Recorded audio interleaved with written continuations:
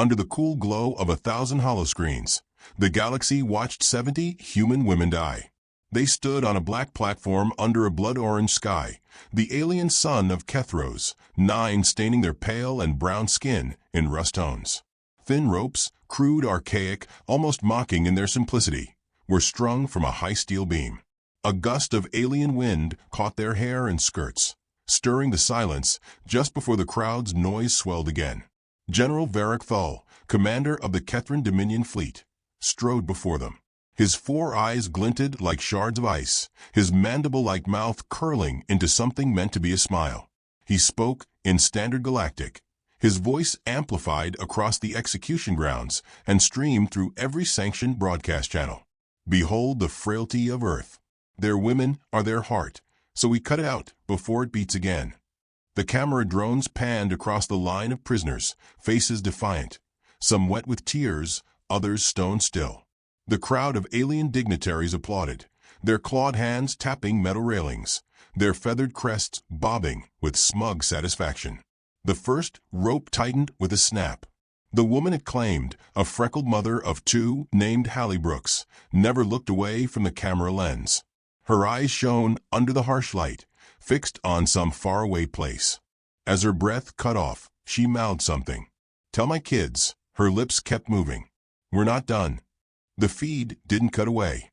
It lingered as each body fell slack, as the cheers rose.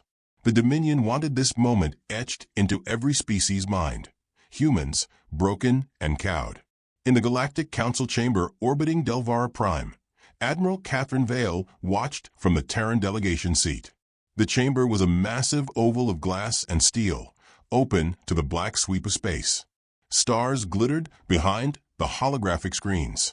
Around her, representatives of 57 species murmured, their tones a blend of triumph and unease. Vale sat utterly still, legs crossed, a porcelain teacup balanced between her gloved fingers. Her uniform was immaculate, deep navy with a silver collar, the United Terran Defense Directorate's insignia catching the starlight. She could have been at a dinner party, not watching her people hanged. "Admiral Vale," drawled Naloran, the reptilian envoy of the Ithic Ascendancy, his forked tongue flickering. "Our condolences. But your kind brought this upon yourselves. Perhaps now you will negotiate." Vale's lips curved in the faintest smile, the kind one gives when a child says something embarrassingly naive. "Negotiate? Oh, Ambassador, you must think very little of us if you think we negotiate after a hanging." The chamber quieted.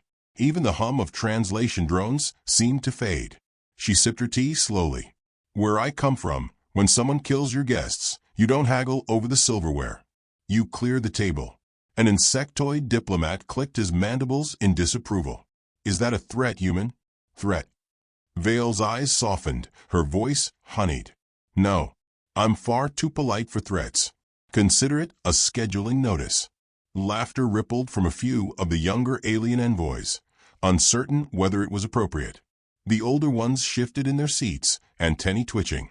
On the main screen, Varric Thal stood with his clawed hands raised over the bodies of the 70 women, declaring them a warning to any who defy the Dominion.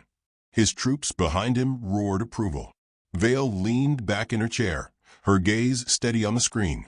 "Thank you for clarifying the rules of engagement, General," she murmured, barely audible to those seated nearest her. "It's always easier to win when the rules are written in blood." A junior aide from the Zern Collective, seated 2 rows away, whispered to his superior, "Why is she smiling?" "They just lost." The elder Zern cut him off. "That is not the smile of loss, boy. That is the smile of something else entirely." When the feed ended, the council session moved on to other matters, but the Terran delegation made no motions, filed no protests. Vale rose, smoothing the crease of her jacket, and offered a gracious nod to the chair being. "Will be unavailable for a time. Matters to attend to at home."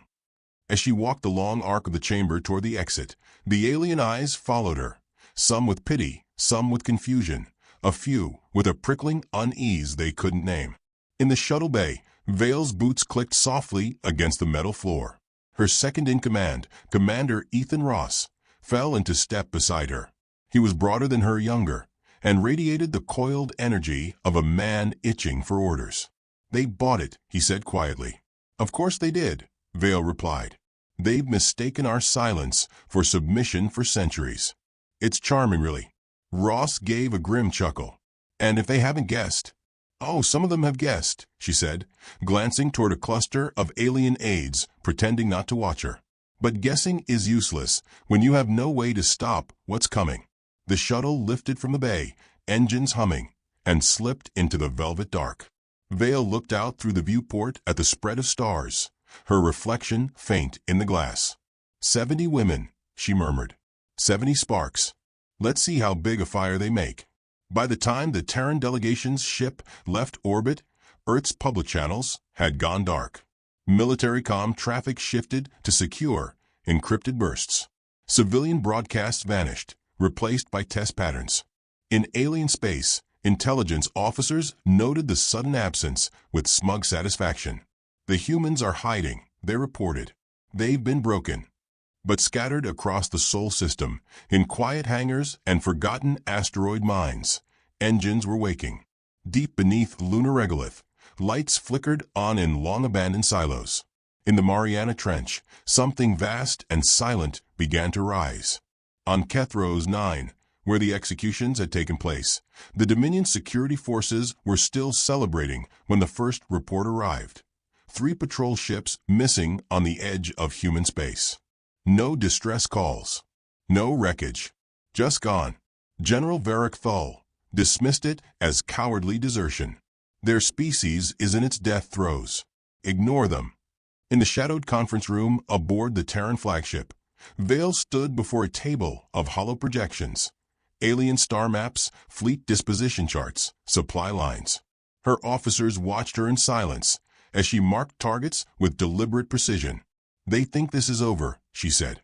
"Let's make sure it is." Ross hesitated. "Ma'am, are we escalating?" Her eyes lifted to meet his. "Commander, you don't escalate from a hanging. You skip straight to the part where no one is left to hang you again." She reached for her tea, now gone cold, and smiled faintly. "Let them think we're hiding. It's better that way." The ship's comm officer interrupted. "Incoming priority transmission from the Mars Strategic Assembly, Admiral. Encrypted. Level Omega."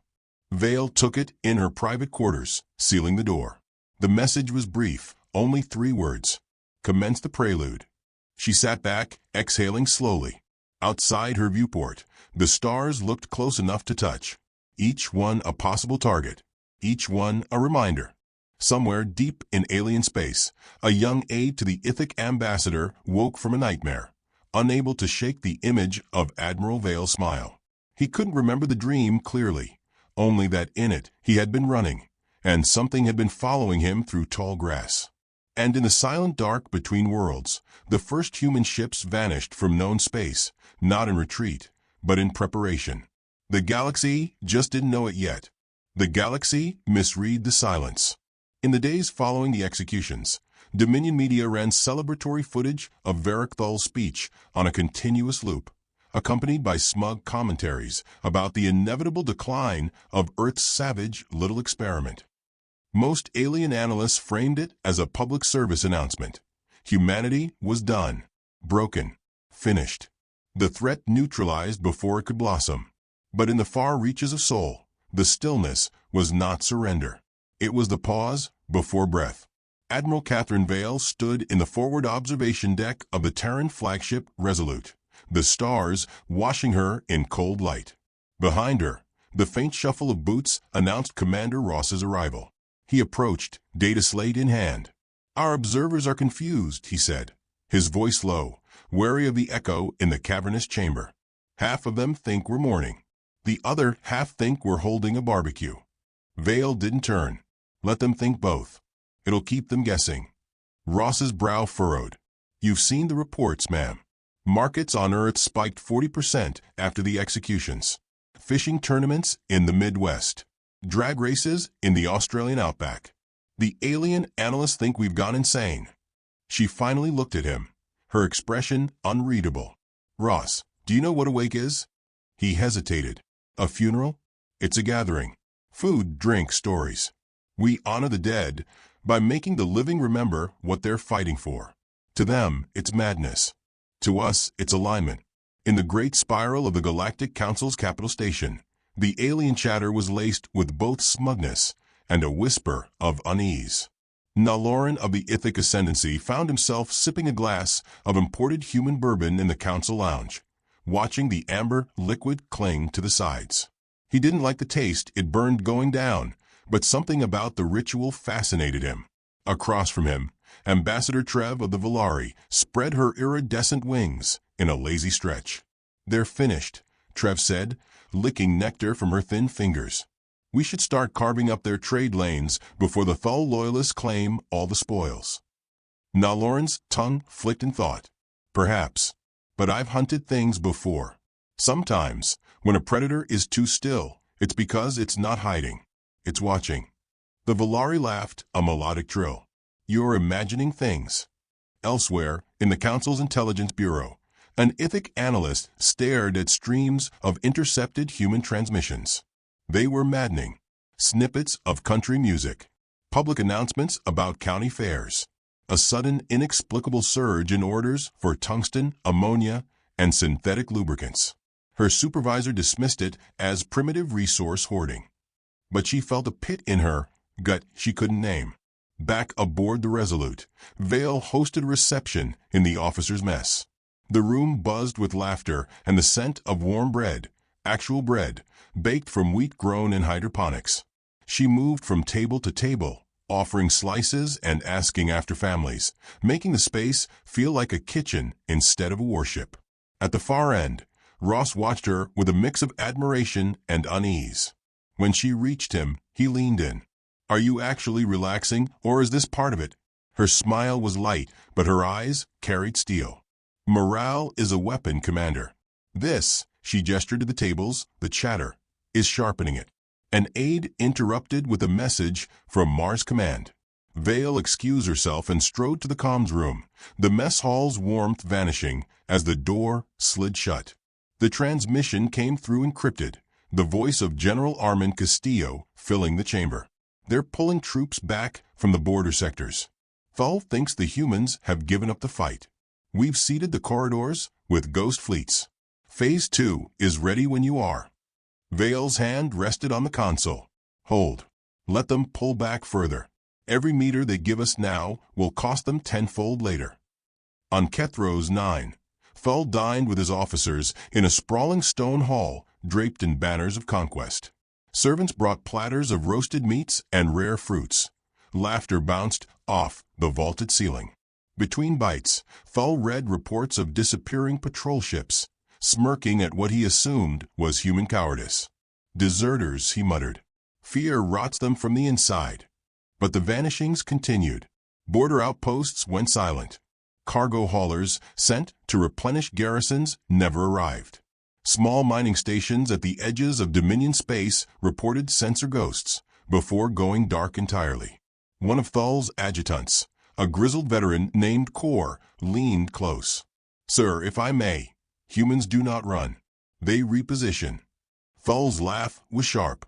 "You've been listening to Ithic ghost tales. Humans are campfire species. Without their hearth, they freeze." Kor said nothing more. He had hunted predators on jungle worlds. He knew the weight of stillness. Weeks passed. Alien commentators mocked the humans' absence from the council. In their place, small gestures appeared. An anonymous delivery of potted flowers to the Dominion embassy with a note reading, "For your graves." A single Terran scout ship drifting at the edge of Volari space, broadcasting a song in a language most species didn't understand. Blues guitar, slow and mournful. The ship vanished before interception.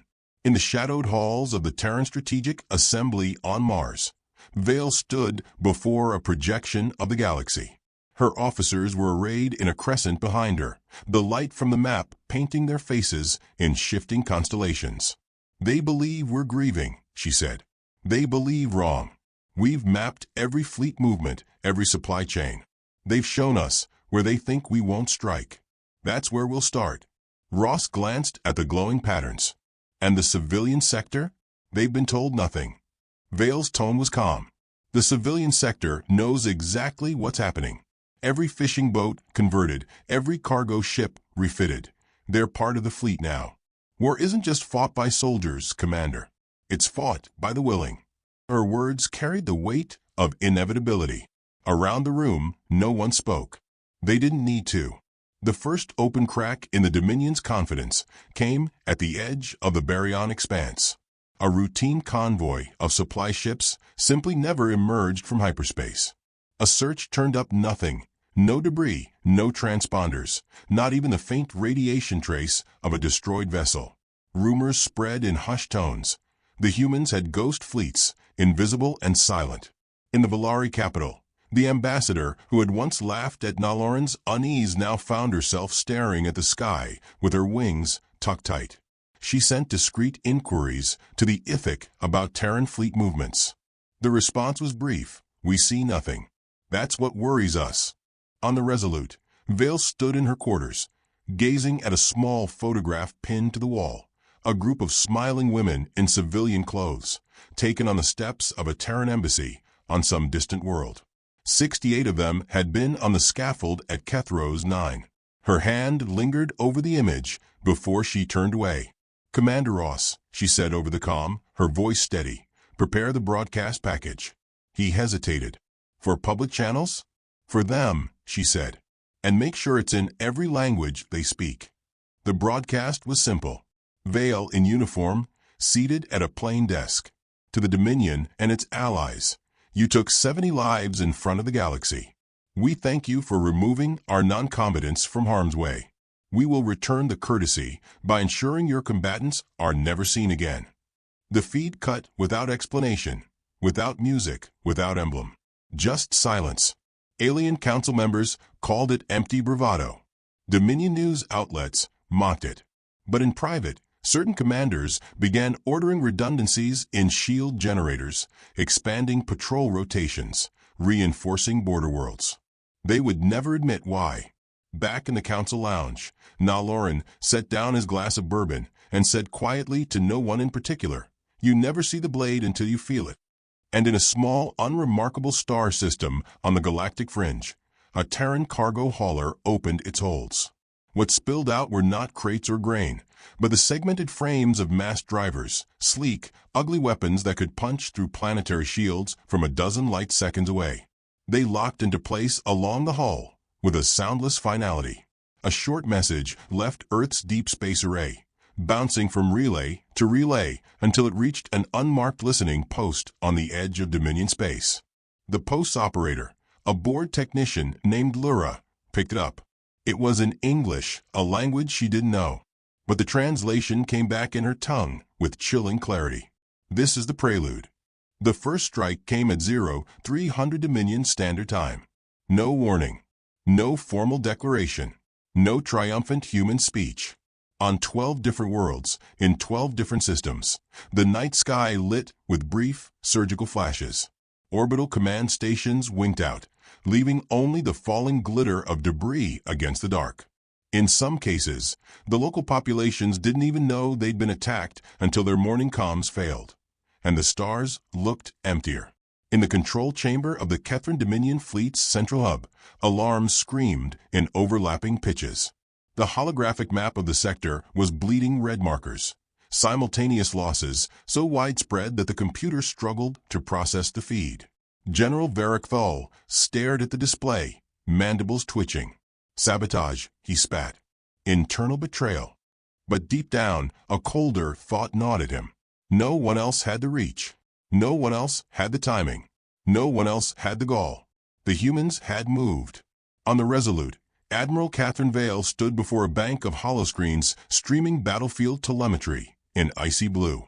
Her posture was calm, but her hands rested on the console with the patience of a hunter watching the trap spring. They'll scramble for a central response, she said. And when they do, they'll send orders through their relay chains. Commander Ross glanced at her, understanding dawning. Which we've already compromised.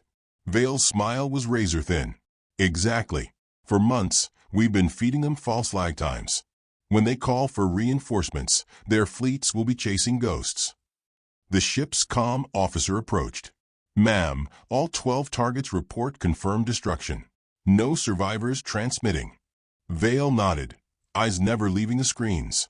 Not destruction. Silence. Make sure they understand the difference. In the council chamber of the Valari capital, delegates whispered in the shadow of the news feeds. The Dominion's invincibility had been a certainty for decades. Until now. On the public channels, their spokespeople claimed isolated accidents. But privately, their allies began drafting contingency plans in case the humans were not, in fact, finished.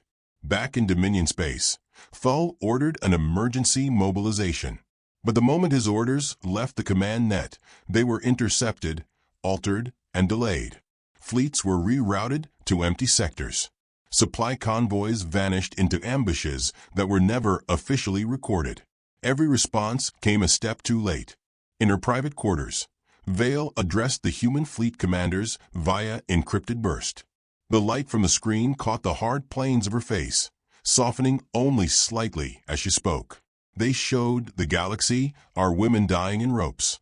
Today, we show the galaxy why they should have killed us all. This is not vengeance. This is removal. Across the scattered human forces, disguised freighters, armed research stations, civilian yachts retrofitted into warships. Captains listened in silence. None of them cheered. None of them smiled. The work was too clean for celebration.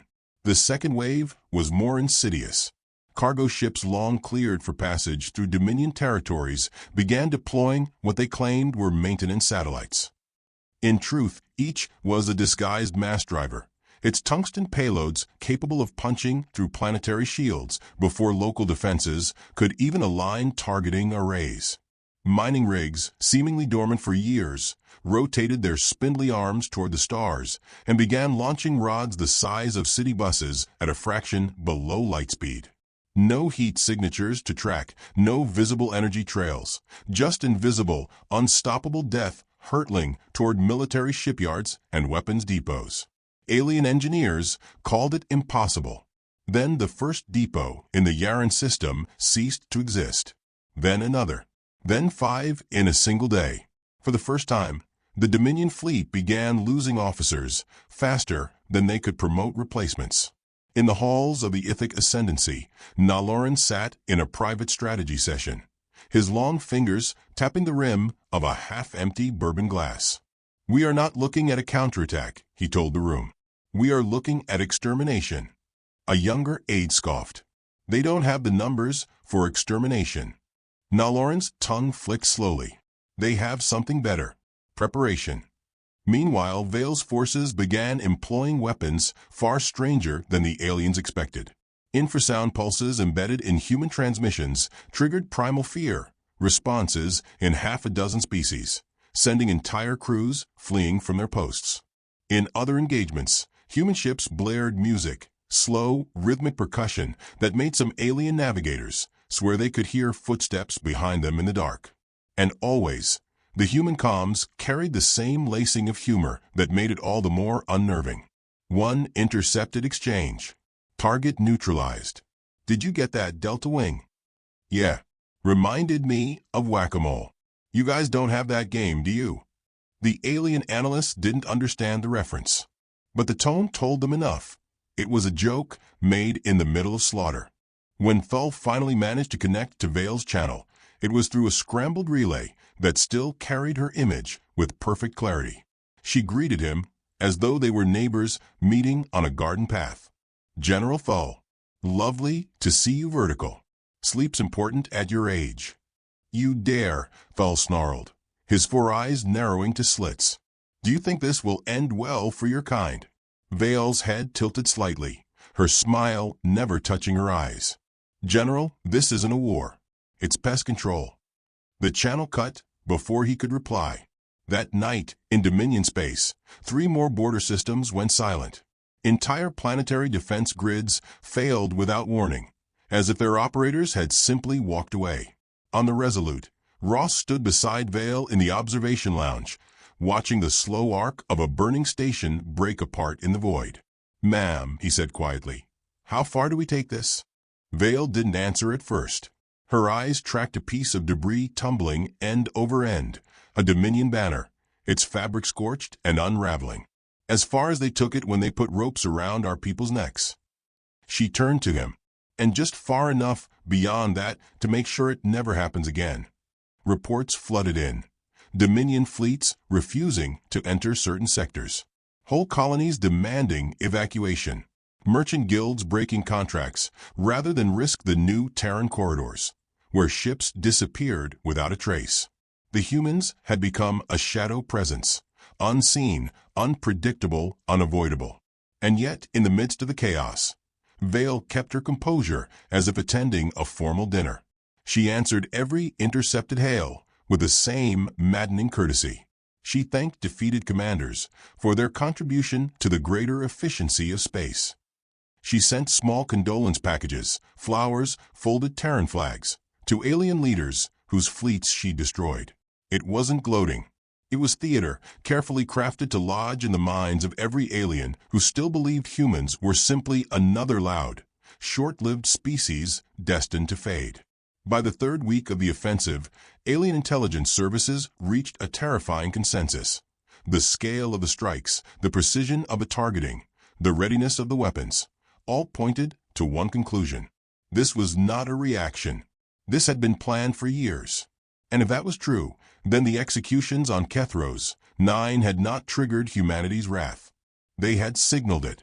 The realization hit the council chambers like a cold wind. Delegates spoke in hushed voices, afraid to be the first to admit the obvious. Humanity had built its trap long before the Dominion thought to fear them. In her private office, Vale read through the final readiness reports for the next phase.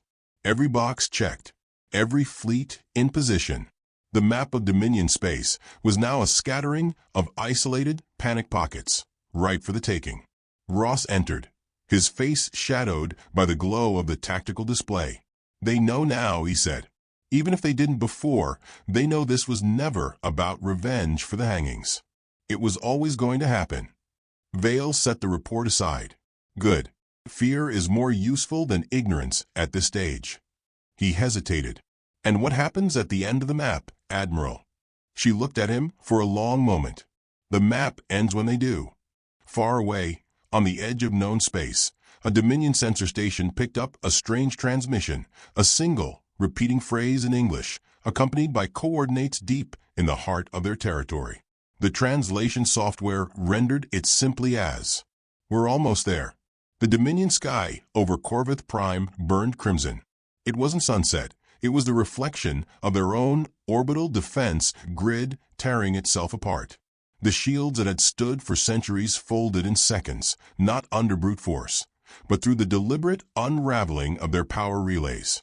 One after another, great sections of the planetary ring went dark, leaving nothing but drifting fragments and the faint glow of uncontrolled fires. In the command center below, General Varric Thull gripped the edge of the tactical table, so hard the reinforced alloy bent beneath his claws. His aides spoke in panic layers. Reports of missing fleets, crippled supply chains, comm relays that returned only dead air. But the numbers didn't matter. What mattered was the pattern, and the pattern told him something impossible. The humans weren't improvising. They were following a plan. On the Resolute, Admiral Catherine Vale stood before a wall of star maps. Each glowing red marker wasn't just a target, it was a deadline. She traced them with her eyes like the hands of a clock counting down to midnight. Her officers stood silent behind her, understanding, without being told, that every second lost now meant hundreds of alien lives spared. "This is the moment," she said, voice calm, almost soft. "The galaxy believes in inevitability. Let's make sure they believe in ours." Commander Ross moved to her side, the faint reflection of the burning Corvith system washing over his face. "We're deep enough now, Admiral. One more push, and they'll have nothing left to regroup with." Vale's lips twitched at the edge. "Then it's time." She reached for the console and keyed in the final sequence, Operation Extinction Clock. Across human-controlled systems, dormant codes awoke in encrypted files, carried to their destinations in unassuming civilian broadcasts, embedded in weather updates, hidden in the static between songs. The effect was immediate. From mining stations disguised as scrapyards, mass drivers swung into firing position. Orbital fuel depots, long forgotten by alien registries, came alive with human crews in pressure suits, loading warheads painted in the colors of old Earth cities. Cargo ships that had played harmless traders for years peeled away false hull plating to reveal weapon arrays so massive they could punch holes clean through a moon. The first wave struck 37 worlds in unison. No warning, no declaration. On Zivarn, the night sky bloomed into streaks of incandescent white as the tungsten rain began, rods falling so fast the atmosphere itself screamed. On Karos, a defense fleet scrambled to meet incoming contacts only to find themselves firing on decoys, while the real human ships punched through their shipyards. Vale watched the feeds with unflinching eyes. She wasn't looking for beauty in the destruction. There was none. She was looking for completion. Every strike on time. Every target unreachable afterward. In the Dominion Council's emergency chamber, delegates argued in panic cacophony. Some demanded negotiations, others called for unconditional surrender, but no one could agree on who should deliver the message. For every ship sent to parley, the humans sent back silence, sometimes accompanied by a recording of the same soft guitar blues they had broadcast weeks earlier. Naloran of the Ithic, seated apart from the chaos, finally spoke above the din. "You don't understand. They're not fighting us. They're dismantling us, piece by piece, until there's nothing left to surrender." Back aboard the Resolute, Ross approached Vale as she stood in the quiet of the observation deck. "Do you ever wonder," he asked, "what it would have taken for us not to do this?" Vale didn't turn from the viewport, where another Dominion station was dying in silent light. "Yes," she said, "and I know they would never have chosen it." Her comms officer entered, pale beneath the eyes. "Admiral, the general himself is requesting a direct channel. He's using an unshielded link. We can trace it." Vale smoothed her uniform jacket, adjusted the fall of her gloves, and gave a single nod. "Put him through." The hollow projector bloomed to life, casting Thull's image into the air. His eyes were bloodshot, his armor scorched. "You can't possibly think you'll survive the retaliation," he growled. Vale's voice was silk over steel. "Retaliation implies survivors. You're sealing your own extinction," he snapped. She stepped closer to the projection, letting the light of his image fall over her face. "General, I don't start wars. I finish them so thoroughly there's no sequel." The line went dead. The trace ran hot, and a moment later the coordinates of his command ship glowed on the tactical board. Vale didn't hesitate. Execute. In a cold sector of space, invisible to Dominion sensors, 3 human cruisers broke stealth and fired in perfect unison. Thull's flagship never even had time to raise shields. One moment it was there, an icon of Dominion dominance, and the next it was expanding into a cloud of molten fragments. The silence afterward was total. No scrambling fleets. No frantic comms. Just absence. Vale stood still for a long moment before speaking. "Broadcast to all remaining Dominion nodes. The extinction clock has reached midnight." Her officers moved without question, sending the message in every known language, through every available channel. On worlds still clinging to the hope of rescue, the words landed like a stone in still water. The ripples were fear, resignation, and the final shattering of illusions. By the end of the day, the Dominion no longer had a central government. Military governors tried to consolidate control, but their fleets were fragmented, their supply chains in ruins. Refugees fled not to fight another day, but simply to get out of the way of the inevitable. Ross found Vale later, standing alone in the ship's garden bay. It was quiet there, the hum of life support systems mingling with the faint scent of mint from the planters. She was looking at a single tea plant, its leaves a deep, unbroken green. "It's over," Ross said softly. "It's ending," she corrected. "Over means they could come back." He studied her face in the dim light. "And when the last of them is gone?" Vale's gaze stayed on the plant. "Then we put the clock away, until someone else decides to wind it again." Outside the hull, the stars burned on, indifferent to the ruins drifting between them. Somewhere, on a quiet relay station far from any major route, a human signal pulsed into the void, a message on an endless loop.